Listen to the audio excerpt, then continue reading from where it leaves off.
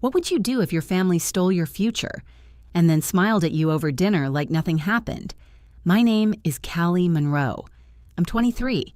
And on Christmas Eve, I discovered that my own father and stepmother had stolen a $450,000 house meant for me. A gift from my grandfather, a home I never even knew existed. They lived in it, took photos in it, brought me over for fake family dinners in it.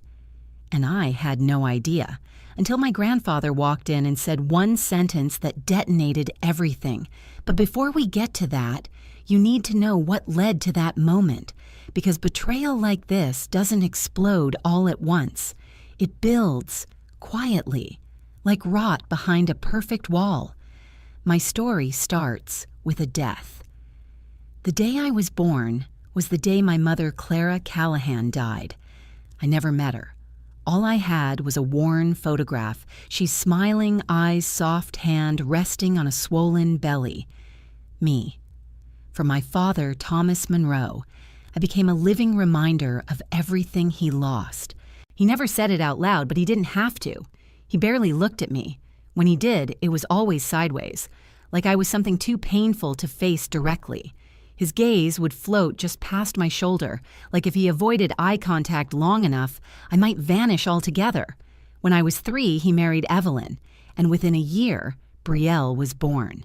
That was the day the world split into one for the golden child and one for the ghost.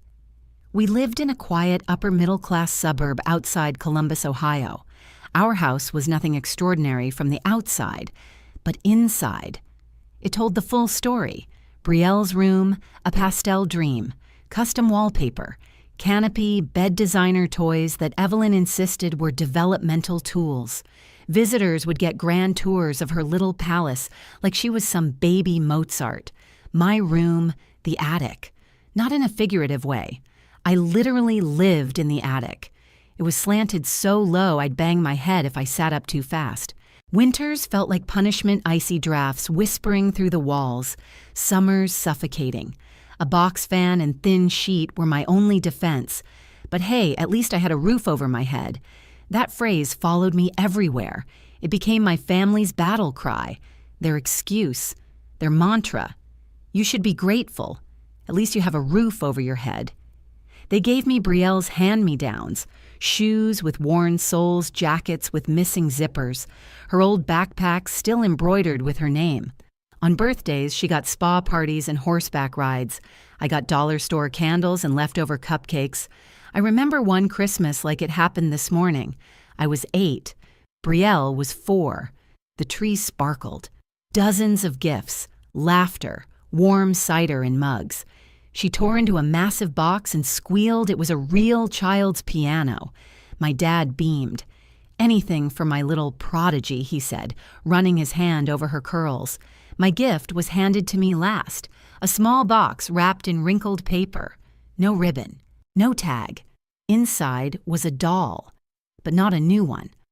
I recognized it instantly. It was the one Brielle had screamed about months ago, said it was creepy, and threw into the Goodwill box. The yarn hair was ripped. One of the eyes was missing. I hesitated. Not in anger, just confusion. That was enough. Evelyn's voice slid across the room like cold butter on glass. "What's wrong, Callie?" She asked, her smile sharp and insincere. "It's a perfectly good doll. Some children don't even have gifts, you know." I nodded. I always nodded. I said thank you. I always said thank you. Because in that house, gratitude wasn't appreciated, it was required. Every moment of my life was spent trying not to take up space. If you were invisible, at least they couldn't hate you. But there was one person who did see me, my grandfather, Henry Callahan, my mom's dad. He lived in Chicago, ran a massive construction company, and had a voice like gravel dipped in whiskey. When he called, he didn't just ask how school was going. He asked what I was reading, if I was challenging myself, if I needed anything. And I always lied. "Everything's good, Grandpa. I'm fine." Because I didn't want him to worry. Because I didn't want to be seen as the weak one. Because I didn't want to ruin the only relationship that felt real. He'd say things like, "You've got your mother's fire. Don't let anyone snuff it out." and I'd smile, pretend like I believed that fire still existed. But the truth. By high school graduation, it was just flickers in the ashes, but that fire wasn't dead yet, and it would reignite the day I found out just how far Evelyn and Thomas were willing to go to erase me, starting with my college future.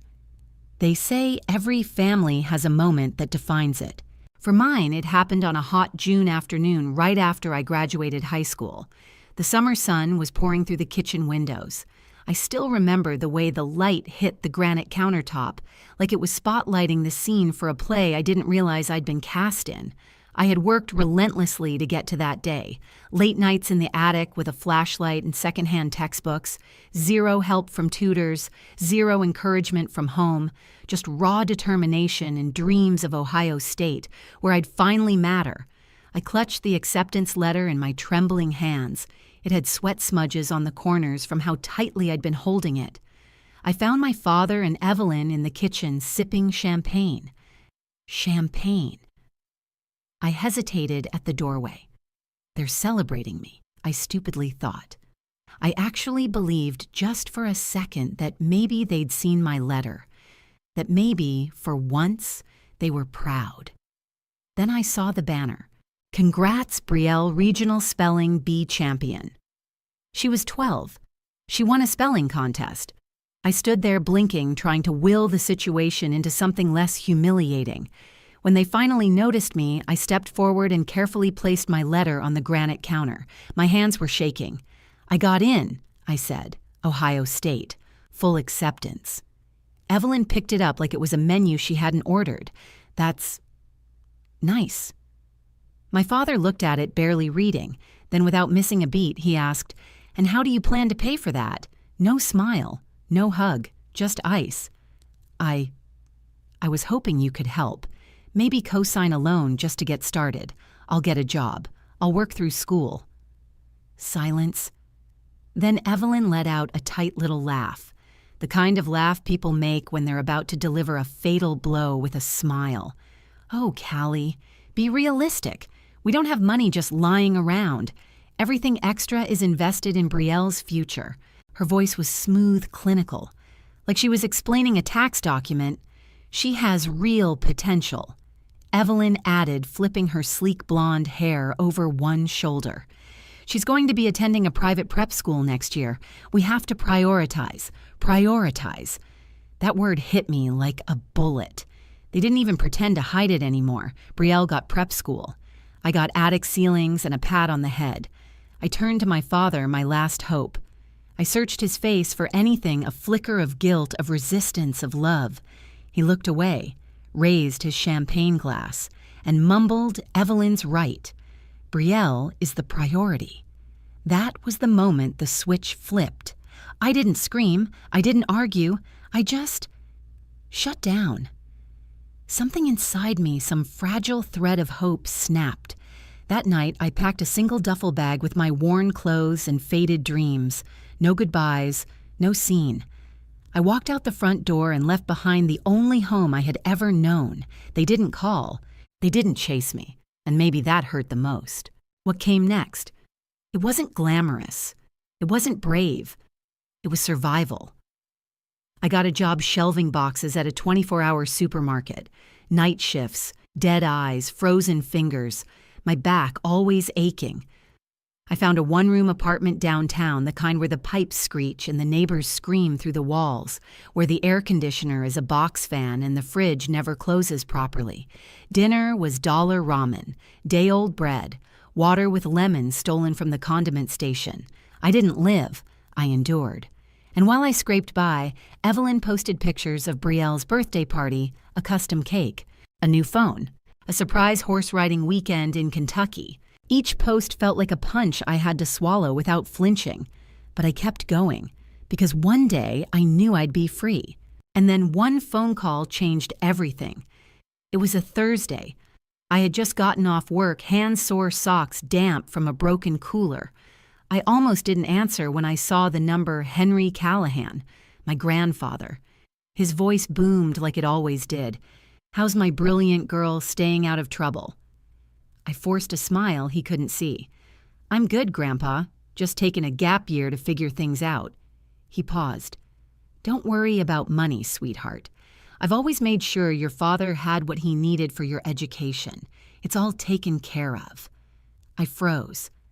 What he kept talking, saying how Thomas was just trying to teach me independence, how he definitely made sure everything was covered. But that couldn't be true. Could it? I wanted to believe it was just Grandpa being sweet, speaking in metaphors, but something inside me clicked. A slow, dark realization began to settle in. If Grandpa had already sent money, then where had it gone? I didn't know it yet, but that one innocent comment from Grandpa Henry was the match. The next 2 years, just gasoline. 2 years passed. I worked. I survived.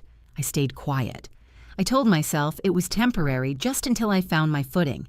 But when every dollar goes to rent and Raymond, even hope starts to feel like a luxury you can't afford. And then Evelyn called. I hadn't heard her voice in over 700 days. It was syrupy, too sweet, like poisoned honey. "Callie, darling, I have the most wonderful news. Your father and I bought a new house. It's beautiful. Big yard. Gorgeous kitchen. We're throwing a housewarming party this Saturday, and it just wouldn't be the same without you. You have to come. It wouldn't feel like home without our whole family." I nearly dropped the phone. Family home. They'd made it clear I wasn't part of either. But somewhere buried under the layers of pain and anger, that tiny flicker of stupid hope still lived. The kind you can't kill. The kind that whispers, maybe they changed. Maybe they finally see you. So I went.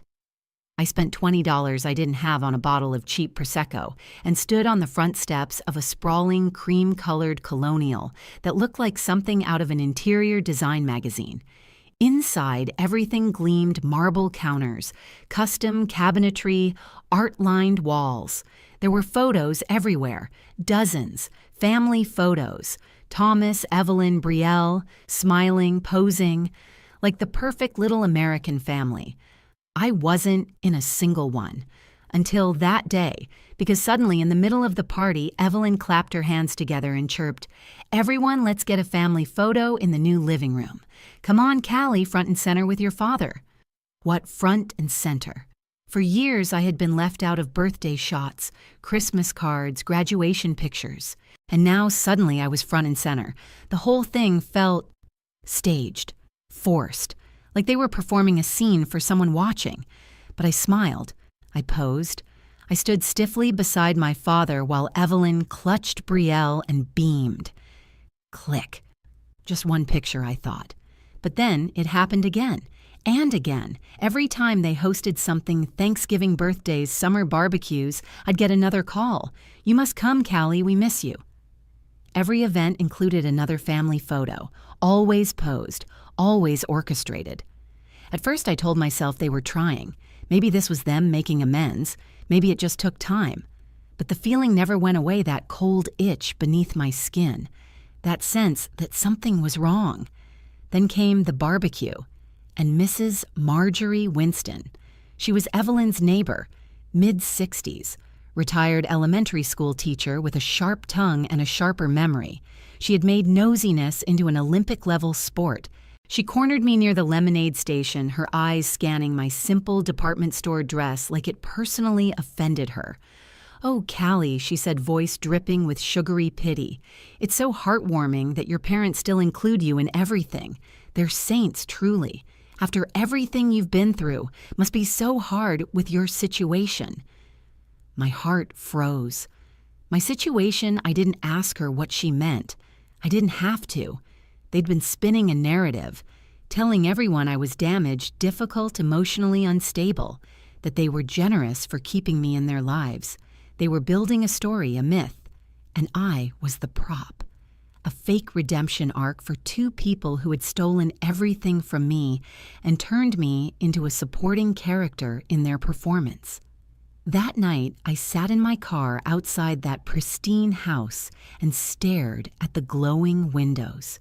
For 2 years, I had tried to believe to give the benefit of the doubt. But now I knew. The warmth wasn't real. The photos weren't about me. They were about evidence, proof, something to show someone. But who? And then, on Christmas Eve, it all came crashing down. My phone rang. It was Grandpa Henry. He sounded stronger than ever. "Callie, I'm in town. I'm outside your house right now, sweetheart. You didn't tell me it was this nice. Get out here. I can't wait to see you." My heart stopped. "My house," I stammered. "Grandpa. I live downtown, the Callaway building." Pause. "What? Don't be silly. I'm at the address your father gave me. Wyndham Lane, the place you said you loved. I sent you the gift card for the housewarming, remember?" He chuckled. I didn't. Because suddenly everything made sense. The staged photos, the fake smiles, the desperate invites, the lies. They were never for me. They were for him. The drive to Wyndham Lane felt like sleepwalking into a nightmare. The Ohio air outside was freezing, but my palms were slick with sweat. My breath fogged up the windshield. Every streetlight I passed lit up another piece of the puzzle, and each piece made me sick. Grandpa Henry thought that house was mine. He thought I'd been living there, that I loved it, that I'd been sending him pictures. I pulled into the driveway. Everything looked the same, perfectly trimmed hedges, holiday lights twinkling like nothing was wrong. But everything was wrong. Inside, laughter spilled from the dining room, the scent of roasted turkey cinnamon pine, the illusion of joy so thick it nearly knocked me backwards. Evelyn spotted me first. "Oh, Callie, there you are," she said, voice bright, too bright. "Come in, darling, come in." My father, Thomas, turned toward me with the same forced smile he used in every photo. Brielle sat near the fire, quiet and pale, and at the head of the table, standing tall in a navy sweater and proud grin, was Grandpa Henry Callahan. "There's my girl," he boomed, wrapping me in a bear hug. He smelled like old spice and sawdust, like memory, like safety. "You didn't tell me the house looked this good in person. Your father's pictures didn't do it justice." My throat closed. He stepped back, studying me with twinkling eyes. "Though I do wonder, in all those photos, you're always dressed up like you're visiting, never just lounging at home. Bit strange, huh?" It hit me like a wrecking ball. He had noticed. He just hadn't questioned it until now. But then he turned to the room wineglass, raised high voice booming with joy. "Callie, sweetheart," he said, "tell me. Do you like the house I gave you for your 21st birthday?" The world went silent. The air left the room. Time froze. Every face turned toward me, expectant, smiling. I looked at him, then at the gleaming hardwood floors, the crown molding the fireplace, the place where Evelyn had once called me our poor, troubled girl. My lips parted. "Grandpa," I whispered, voice hollow, I never got a house." His smile faded like fog in sunlight. "What?" he asked, blinking. "I never received a house," I said louder. "I live downtown, in a one-room apartment above a pawn shop. I've never lived here. You could have heard a snowflake drop on the floor." Grandpa Henry's eyes narrowed.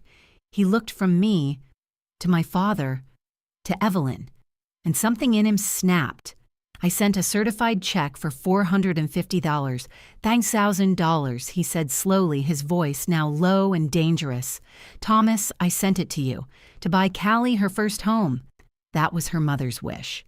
Thomas turned gray. He opened his mouth and closed it again. And then Evelyn, always the strategist, jumped in. "Oh, Dad, it's all just a silly mix-up," she chirped a little too loud. "We were going to surprise her. It was meant to be a special reveal." "The paperwork got delayed. Stop," Grandpa said.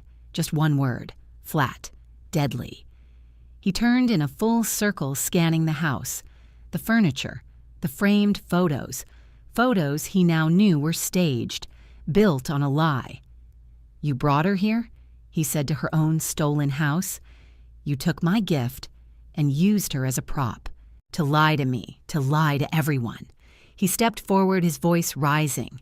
"You exploited her. You excluded her. And then you paraded her around like some broken charity case while you lived in a house bought with her money? Evelyn's smile was gone. Thomas was trembling. And then Evelyn cracked. She shrieked, "I did what I had to do for Brielle. That money would have been wasted on Callie. She'd have blown it on some liberal arts nonsense. At least my daughter has a future." The words hung there. Ugly, exposed, poisonous. But for me, they unlocked something else. A memory. Grandpa's call 2 years ago. "I've always made sure your father had what he needed for your education." Oh God, it wasn't just the house. It was everything. I turned to Grandpa, my voice shaking. "The money for college. When they said they didn't have it, did you send anything back then?" He stared at me. His eyes widened, and in that moment, I didn't need an answer. The horror on his face said it all. They hadn't just stolen my house, they had stolen my future, every chance, every opportunity, every escape route I had tried to build, gone. The silence after that moment was surreal. Guests stood frozen near the door, plates untouched, eyes wide. Even the ever-gossipy Mrs. Marjorie Winston was speechless, though her brain was clearly recording every word to replay across the neighborhood by morning. My father Thomas collapsed into a chair, head in his hands, sobbing. "Evelyn!" She was still shouting, not out of guilt, but panic. "You don't understand," she wailed. "We had to prioritize Brielle's future. The world isn't fair. I did what any mother would do." Her voice was shrill, desperate, like a cornered animal. "You would have wasted it," she spat at me, "all of it.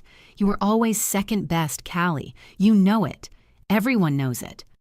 I didn't say a word, because her hate didn't surprise me. What surprised me was how little it hurt. That day, something inside me had already changed. The pain had turned to steel, the shame had burned clean, and in that cold silence, Grandpa Henry turned to me. His eyes, those kind, weathered, deeply furious eyes, locked on mine. "Get your coat," he said. "You're coming with me. Tonight." I blinked. "I don't have anything else to get," I whispered. "Nothing here is mine." He nodded, once, tight, jaw clenched. I walked toward the door, the party forgotten, the lies still crackling in the corners like burnt paper. As I passed my father, he stood wobbly, broken, and tried to speak. "Callie, I'm sorry, I never meant—" I stopped, looked at him, really looked at him. For years, I had twisted myself in knots for this man's approval, hungered for his affection, believed somehow that if I worked harder, smiled wider, stayed quieter, he might love me. But now, looking at this man, small, spineless, sunken, I felt nothing. No rage, no grief, just a dull, vast emptiness. "I hope it was worth it," I said, and then I turned away. As I neared the door, Brielle reached out a hand on my arm. Her voice was almost a whisper. "Callie, I didn't know. I think I always knew something wasn't right. I'm sorry." I paused, looked at the golden child wrapped in privilege, soaked in protection, but now hollow-eyed. And for the first time, I realized she wasn't the villain. She was just another product of the system. I didn't reply, because she wasn't ready to hear the truth, and I wasn't going to waste one more second explaining myself. That night, I rode with Grandpa Henry back to Chicago. The car was quiet, no music, just the hum of the highway and the occasional sigh from a man who had just watched his son fall to pieces. We didn't talk about what happened. There was nothing to say. The truth had come out, and it was ugly. A betrayal not of a moment, but of a lifetime. The next 6 months rebuilding, brick by brick, painful, slow, uneven, but real. Grandpa didn't coddle me. He didn't hand me a mansion or offer hush money. What he gave me was far more valuable a job. At his company, Callahan & Sons Construction, one of the largest private construction firms in the Midwest, not in an office, not as the boss's granddaughter. He started me as an assistant project manager, on site. 6 a.m. shifts, steel-toed boots, clipboards, dust in my hair. "You've got your mother's mind," he told me, handing me my first hard hat. Time to put it to work, so I did. I learned blueprints, scheduling, permits, subcontractor dynamics. I kept my head down, took notes, asked questions, listened more than I spoke. The first few weeks, nobody took me seriously. Until one day, in the middle of a tense logistics meeting, I spotted a flaw in the plumbing layout for a 30-story tower. A design flaw that would have delayed the project by weeks. I pointed it out, nervous, voice shaking. The room went silent. Sal, a gruff foreman who'd built more towers than I'd taken showers, stared at me for a long beat. Then he grunted, "Good catch, Monroe. You just saved us a month." That was it. No applause, no confetti, just 5 words. But those 5 words meant more than everything my father never said. One day, a thick envelope arrived at my apartment. It was from my father, Thomas. His handwriting was shaky. The return address still said Wyndham Lane. I stared at it, sat with it on the counter, let the silence stretch. I was in the middle of painting my living room wall a fresh, hopeful color called New Dawn. I looked at the envelope, then back at the wall, and I picked up the roller. Because I wasn't going to let the past back in, not even for a letter. Exactly 1 year after that Christmas Eve, after the explosion, the silence, the departure. Grandpa Henry invited me to the rooftop of a tower we had just finished building. It wasn't just any tower. It was our biggest project that year. A gleaming glass and steel monument that now stood tall in the heart of downtown Chicago. The wind whipped hard up there, biting cold, relentless, unforgiving, just like life had been. He stood beside me, his coat flapping his face, weathered and proud. "You did good," he said quietly, almost to himself. Then he reached into his coat pocket and pulled something out.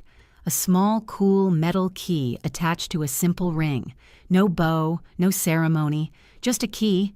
He pressed it into my palm. "This isn't a gift," he said. "This is your first commission check." I blinked. "What you've been earning every cent." This, he nodded toward the skyline, "is your future. That key, that's the down payment for your first place. Go get something that's truly yours. You earned it." I stared at the key in my hand. It felt heavier than it looked. Cool metal, sharp edges, solid, real. Unlike the false promises I grew up with. Unlike the stolen home I was never allowed to live in. This was mine. And not because someone handed it to me out of guilt or shame, but because I worked for it, fought for it, bled for it. That night I sat in the empty apartment I'd just signed for. My own space. My name on the lease, my choices on the walls. The paint was still wet. The couch was secondhand. The kitchen was tiny. But it was mine. And for the first time in my life, I understood something no one had ever taught me. Home isn't something people give you. It's something you build, brick by brick, boundary by boundary, choice by choice. And nothing, not betrayal, not greed, not blood ties, can take that away once you've built it on your own. I never opened that letter from my father, and I never returned to Wyndham Lane. But I don't hate them, because hate takes energy, and I'd rather use that energy to build. Thank you for listening to my story. I know it wasn't easy, it wasn't for me either, but I'm finally in a place of peace, of strength, of clarity. And now I want to ask you, what would you have done in my situation? Would you have taken them to court, fought to reclaim every cent they stole? Or would you have walked away like I did, silently and with dignity? Let me know in the comments. I'd love to hear your thoughts. And if this story hit you somewhere deep, please subscribe, and share it with someone who needs to hear it. Because sometimes the greatest revenge is never needing one.